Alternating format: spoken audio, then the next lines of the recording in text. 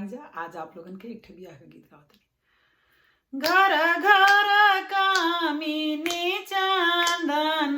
रगड़ेली, घर घर तिलक चढ़ाई, घर घर कोहरा हो घोड़ा दौरावेला, जाए के बाटे बरियात, साजी बारात चलला राजा दशरथ, ठाड़ भइले गाँव के गोएण, निकली नयावहु माता कौशल्या हो, रामा के परिचन कर, जस जस माता हो परिचन करेली,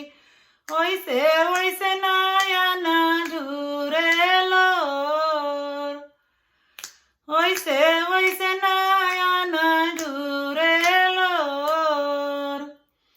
आजु रहनवा जनकपुर होई है हो, आजु अवध मोरे सुन, आजु अवध मोरे सुन, साँझे ही मोरे अम्मा करबो बियाहवा हो, आधी राती को खबर जाई, आधी राती को खबर जाई, होत भीनु सराय मंडड़िया फनाईबी, अवध में करबो अजोर,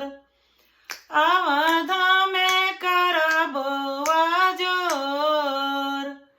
निकली नयावहु माता कौशल्या हो, रामा के आरती उतार, रामा के आरती उतार, जस जस माता हो आरती उतारेली, ओइसे ओइसे देली आशीष, ओइसे ओइसे देली आशीष,